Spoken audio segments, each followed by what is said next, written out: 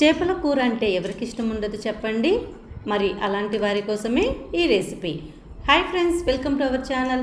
ఉల్లిపాయలు, వెల్లుల్లి ముద్ద, సింపుల్ మసాలా ఇంగ్రీడియంట్స్తో ఈ చేపల కూరని తయారు చేద్దామా? ఎవరైనా ఫస్ట్ టైం మన ఛానల్ని చూస్తుంటే లైక్ చేసి, షేర్ చేసి, సబ్స్క్రైబ్ చేయండి. ఇక్కడ నేను కిలో చేపలైతే తీసుకుని శుభ్రంగా ఉప్పు, పసుపు వేసి నీసు వాసన అనేది రాకుండా శుభ్రంగా కడిగి తీసుకోవాలి. అలాగే అరదబ్బ నిమ్మరసాన్ని కూడా పిండుకోవాలండి. ఎందుకంటే ఈ సింపుల్ చిట్కాని మీరు ట్రై చేసి ఈ చేపల కర్రీని ట్రై చేయండి. ఈ నిమ్మరసాన్ని ఎందుకు పిండానో మధ్యలో చెప్తాను. వీడియోని ఎక్కడ స్కిప్ చేయకుండా చూడండి. ఇలా నిమ్మరసాన్ని ప్రతి ఒక్క ముక్కకి పట్టేసి పక్కన పెట్టుకోవాలి. అలాగే ఇక్కడ 50 గ్రాముల చింతపండుని తీసుకున్నాను. ఈ చేపల కూరకి కొంచెం పులుపు ఉంటేనే టేస్ట్ చాలా బాగుంటుంది.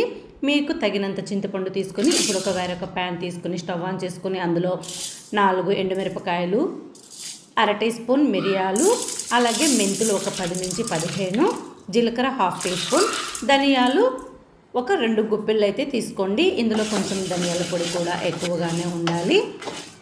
ఇలా వీటిని మంచి సువాసన వచ్చే వరకు వేయించుకొని చల్లారిన తర్వాత ఒక మిక్సీ గిన్నెలోకి తీసుకొని ఒక వెల్లుల్లిని తీసుకొని ఇది ఇప్పుడు మనం గ్రైండ్ చేసుకొని తీసుకోండి.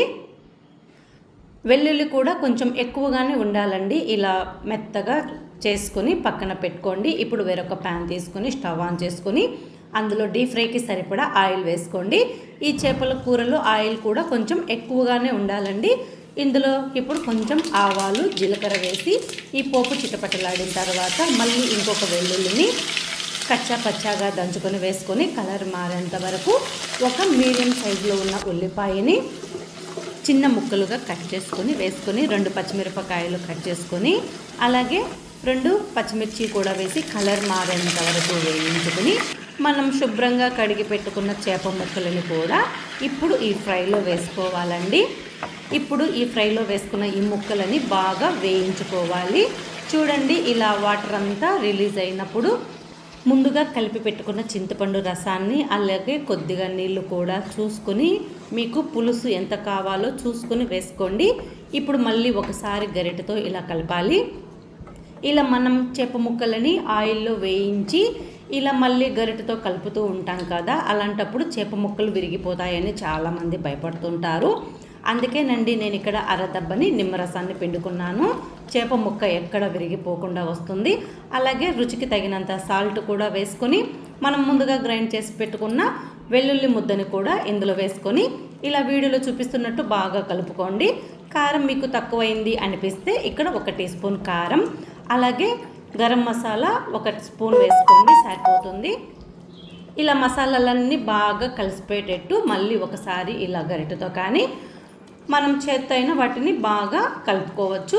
ఇలా మళ్ళీ కట్ చేసి పెట్టుకున్న పచ్చిమిరపకాయలు 2 లేదా 3, సన్నగా తరిగిన కొత్తిమీరని కూడా వేసుకొని గ్యాస్ని సిమ్లో ఉంచి ఈ చేప ముక్కలని ఉడికేంత వరకు 10 నుంచి 15 నిమిషాల వరకు మీడియం ఫ్లేమ్లో, అంటే గ్యాస్ని లో టు మీడియం ఫ్లేమ్లో ఉంచి కుక్ చేసుకోవాలి.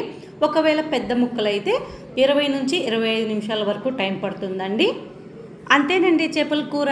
ఈ చేపల కూర ఉడికిన తర్వాత స్టవ్ ఆఫ్ చేసుకుని వేడివేడిగా అయినా సర్వ్ చేసుకుంటే చాలా బాగుంటుంది. అన్నం లేదా దోశలోకి ఈ చేపల పులుసు, కారం, పులుసు, సువాసన, పరిమళం వెదజల్లుతూ టేస్ట్ అద్దరిపోతుంది. Thank you for watching.